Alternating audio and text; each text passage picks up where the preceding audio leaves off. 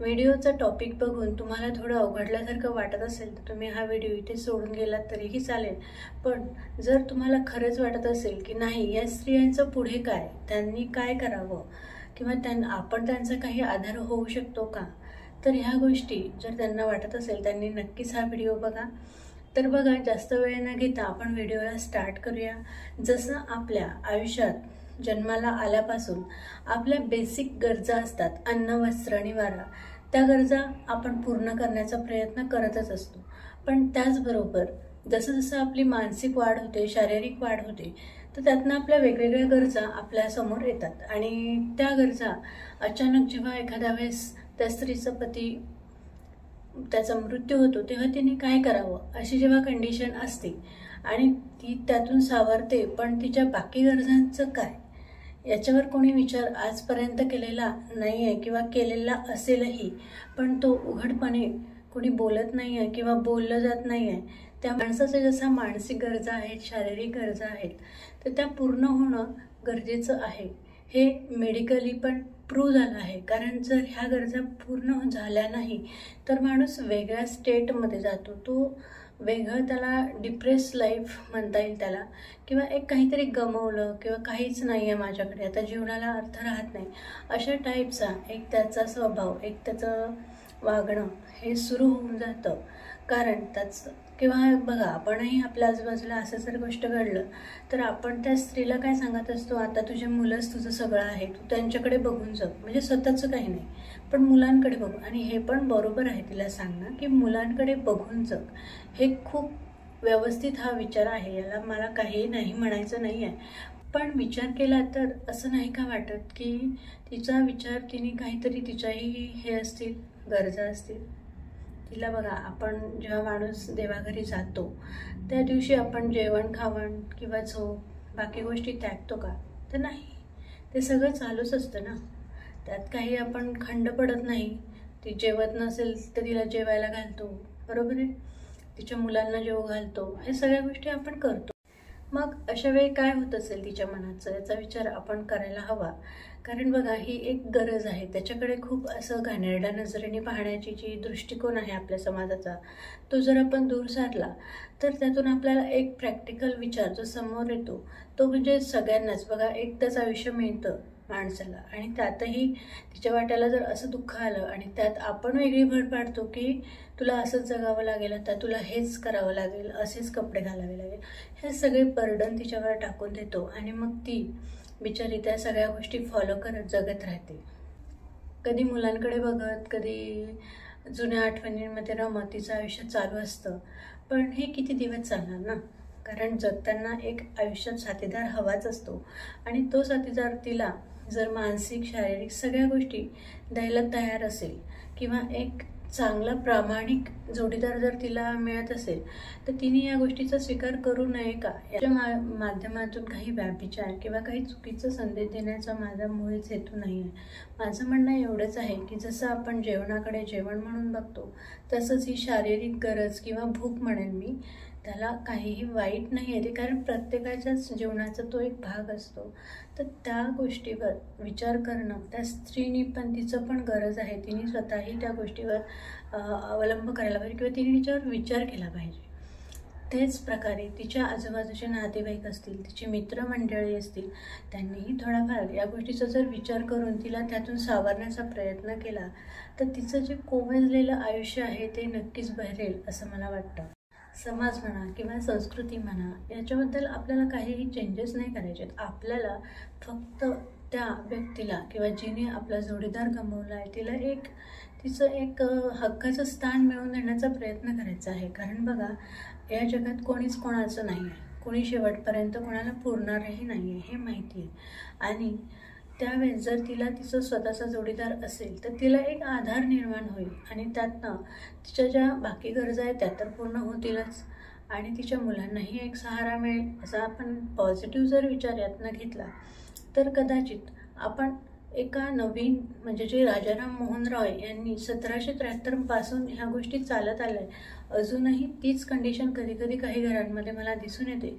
आणि या गोष्टीवर तोडगा न काढता काहीतरी सल्ले किंवा काहीतरी आज्ञा देऊन तिला बंद किंवा तिला गप्प केल्या जाते, तर हे गोष्टी कितपत बरोबर आहेत याचाही आपण विचार करायला हवा. ह्या ज्या बहिणी आहेत त्यांना बघा बऱ्याच वेळा काय होतं, जेव्हा हा विषय निघतो ना तेव्हा त्यांना बोलता येत नाही. कारण किंवा कोणी कपल दिसलं किंवा त्यांचं काही रोमॅन्टिक गप्पा चालू असेल किंवा काहीतरी असं असतं चालू असतंच आपल्या आजूबाजूला, तर त्यावेळेस तिच्या मनाची काय कंडिशन असेल हा विचार आपण करतो का?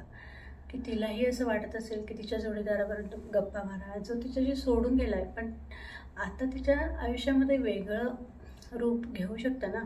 त्याच गोष्टी, जुन्या गोष्टी तिने चघळत बसावं ही चुकीची धारणा आपण मनात ठेवली आहे, ती आपण दूर करू शकतो. मग तिच्या मनात ज्या गोष्टी असतात त्यांना धड ती मैत्रिणींशी बोलू शकत ना आईवडिलांशी बोलू शकत, एकटीच मनात कुढत राहते. आणि ह्या गोष्टी जर तिने बोलण्याचा प्रयत्न केला तर तिला बंडखोर किंवा व्यभिचारी किंवा आणखी काय काय घाणेरडे शब्द वापरून तिला अपमान केला जातो. तिला पवित्र समजलं जात नाही. आई वडील असतील, त्यांचे मोठे असतील, त्यांनी त्यांच्याबद्दलचा विचार हा जरूर करावा. आणि यामध्ये तिच्या आनंदाशिवाय बाकी गोष्टींना गौण ठरवावेच लागणार आहे. कारण तिचा आनंद यात महत्त्वाचा आहे. कारण जिच्यावर एवढं मोठं संकट आलं आहे त्यातून ती उभी राहण्याचा प्रयत्न करते, तर त्यात आपण तिला सहारा देणार की तिला मागे खेचणार हे आपणच आपल्या ठरवायचं असतं. याही पुढे जाऊन मी असं सांगू इच्छिते की बघा, आपल्या ज्या बहिणी आहेत त्यांनी मनात एक गिल्ट असते त्यांच्या की असं जर मी म्हणजे माझ्या शारीरिक भावना असतील किंवा मानसिक ज्या भावना आहेत त्या मी दाखवल्या तर लोक मला नावं ठेवतील. कारण बघा ज्या स्त्रियांचे लग्न झालेले आहेत किंवा नाही का, तर वैवाहिक जीवन चालू असताना ते एक दिवसही एकमेकांना सोडून राहू शकत नाही. आणि ह्या स्त्रिया 3-3, 4-4, 10-10, 15-15 वर्ष एकट्या राहत आहे आणि त्यांच्या मनस्थितीचं जर दर्शन आपण घेतलं तर त्यातून त्यांना जे उद्भवणाऱ्या व्याधी आहेत, म्हणजे त्यांचं जे हार्मोनल चेंजेस असतील, त्यांची चिडचिड असेल, डिप्रेशन असेल, या गोष्टींवर आपण कधीही बोलतच नाही. फक्त आपल्याला काय वाटतं तिने पवित्र राहावं, म्हणजे तिचं आता दुःख हा एकच भाग तिच्यासोबत घेऊन त्याचसोबत तिने जगावं. पण हेही चुकीचं आहे. कारण दुःख किती दिवस करत बसणार हेही आपल्याला समजायला पाहिजे. कारण जी व्यक्ती देवाघरी निघून गेली आहे त्या आत्म्याचा दुसऱ्या शरीरामध्ये प्रवेशही झालेला असतो आणि आपण जर कंटिन्यू तेच दुःख धरून बसलं तर त्या आत्म्यालाही त्यातून त्रासच होत असतो. त्यामुळे जर त्या स्त्रीने एक नवीन मार्ग जर अवलंबला तर तो जो आत्मा आहे तो मागे वळून जेव्हा बघतो तेव्हा तो म्हणतो की त्याला वाटत असेल ना की आपल्या म्हणजे जी बायको होती पूर्वजन्मी किंवा मुलं होती त्यांनी सुखी राहावे आणि तिचं सुख पाहून जर त्याचा पुढचा जन्म आनंदात जाणार असेल तर तिने नक्कीच हा एक विचार मनात आणावा असं मला वाटतं. तुम्ही मनमोकळेपणाने बोला. तुमच्या मैत्रिणी असतील किंवा ज्याच्यावर तुमचा विश्वास असेल 100% त्याच्याशी ह्या गोष्टी शेअर करा. कारण बघा, शेअर जर तुम्ही केला तर तुमच्या मनात काय आहे हे तुम्हाला कळेल किंवा ते लिहून काढा. त्याने काय होईल, तुमच्या ज्या खरंच तुमच्यावर काय परिस्थिती आहे, तुमच्या खरंच मनाला तुम्ही ज्या कंडिशनमध्ये आहेत ते पाहिजे की तुमच्या मनाला काय हवं आहे हे तुम्हाला कळेल. आणि त्यातनं तुमचं जे व्याधी तुम्हाला आल्या आहेत किंवा आजार होतात आहे किंवा सारखं आजारी पडणं, चिडचिड करणं, मुलांवर चिडचिड करणं, म्हणजे बघा ज्याच्यासाठी जगतो त्याच्यावरच आपण चिडचिड करायला लागतो. मग याचा उपयोग काहीही होत नसतो. आणि ती मुलं पुढे चालून आपल्यालाही तेच म्हणणार ना की तू मला त्यावेळेस माझ्यावर किती चिडत होतीस किंवा काय असेल जे असेल ते व्हॉटएव्हर. मग जर एखादी मुलगी किंवा जी स्त्री असेल तिने जर सेकंड मॅरेज करायचं म्हटलं तर विचारायलाच नको. सगळीकडे बोंबाबोंब. सुशिक्षित फॅमिली असो, अशिक्षित असो, सगळीकडे तेच विचार असतात आणि त्यातून हातात काय मिळतं तर दुःखच. बरोबर आहे. आपण काय करू शकतो तर एक आईवडील, एक मित्रमैत्रिणी म्हणून तिला आधार तर देऊ शकतो.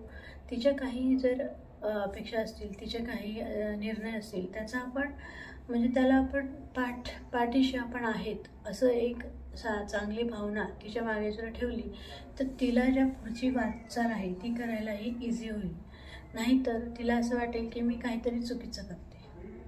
पण त्याही पुढे जाऊन सेकंड मॅरेज करायचा का नाही हा ज्याचा प्रश्न असतो हे मी मान्य करेन. पण लग्नाशिवाय काही जर गरजा आपल्या असतील ते चुकीचे आहेत. आपण लग्न करून व्यवस्थित जर आपण त्या गोष्टींना एक मार्ग दिला, त्यावेळेस लग्न यामध्ये काही रिस्पॉन्सिबिलिटी पण आहेत, काही तुमच्यावर बंधनं पण घातली जातात आणि यातनं जे नातं फुलतं तेही खूप सुंदर असतं. तर अशा वेळेस तुम्ही तो विचार न करता की प्रत्येकच गोष्ट आपल्याच दिशेने घडेल किंवा मी जे म्हणतात तसंच झालं पाहिजे, असं काही नाही आहे. काही गोष्टी चुकतील, काही बरोबर येतील, पण पुढे जेव्हा आपण म्हातारपणाला लागू तर त्यावेळेस मुलंही आपले घरटे सोडून निघून जातील. मग तेव्हा एकटं काय करणार?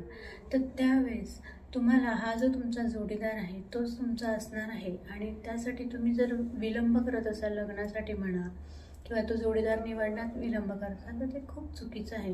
हा निर्णय लवकर घेणं हा पॅरेंट्सनी पण घ्यायला पाहिजे आणि त्या स्त्रीनी स्वतःही हा निर्णय घेण्यास जास्त विलंब केला तर काय होईल, तिला एकटं राहायची सवय होते आणि मग तिला असं वाटतं ठीक आहे मी आता एकटं राहू शकते, म्हणजे मला काही कोणाची गरज नाही.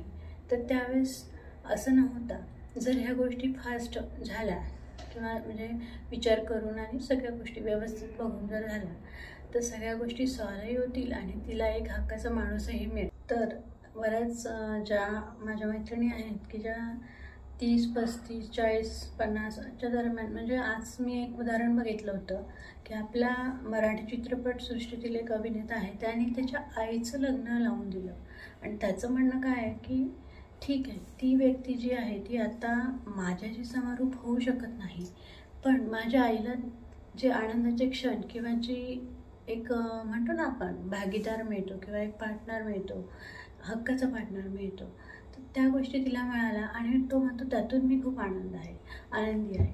तर तसंच आपल्याही बाबतीत होईल, कारण आपण जेव्हा म्हातारं होऊ तेव्हा हा पार्टनरच आपल्या कामात येणार आहे असं मला वाटतं. कोणी म्हणतं की जेव्हा तुम्ही सेकंड मॅरेज कराल किंवा ह्या गोष्टींकडे जाल तर तुमच्या मुलांचं कसं? तर जेव्हा मुलं लहान असतात तेव्हा ते कुठेही ॲडॉप्ट होतात. मातीचा गोळा असतो आणि तो कुठेही ॲडॉप्ट व्हायला तयार असतो, तो तिथून जुळवून घेतो. पण तीच मुलं जर मोठी झाली तर मग काय? तर मग त्यावेळेस ते खूप निभवणं कठीण होऊन जातं. म्हणजे ज्यांची छोटी मुलं असतील त्यांच्याही पॅरेंट्सला, मला छोटी मुलं म्हणजे ज्या विधवा स्त्रियांची मुलं छोटी असतील तर त्यांच्या आईवडिलांनी किंवा त्याच्या आजूबाजूच्या लोकांनी हा विचार करावा की तिच्या जो मुलगा आहे तो आत्ता लहान आहे, तो ॲडॉप्ट होऊ शकतो. हा व्हिडिओ बनवण्याचा एकच उद्देश हा मी शेवटी तुम्हाला सांगू इच्छिते की जसं तुम्ही अन्नाला प्राथमिक गरज मानता तसंच तुमची शारीरिक गरज ही खूप महत्त्वाची आहे, मानसिक गरज.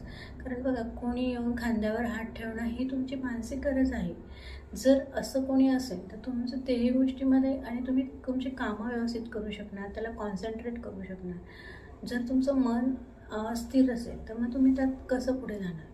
आणि तीच गोष्ट महत्त्वाची असं नाही, पण एक मानसिक तुम्हाला एक बळ मिळतं ना की नाही, आज मी लेट जरी गेलं तरी माझ्या मुलांना सांभाळणारं किंवा बघणारं कोणीतरी आहे किंवा काय व्हॉट एव्हर दॅट. ठीक आहे, छोट्या छोट्या गोष्टी आहेत की घरामध्ये एकटी स्त्री ह्या गोष्टी करू शकत नाही आणि त्यामुळे तिला जर तो छान पार्टनर मिळाला तर तिने त्याचा नक्कीच स्वीकार करावा.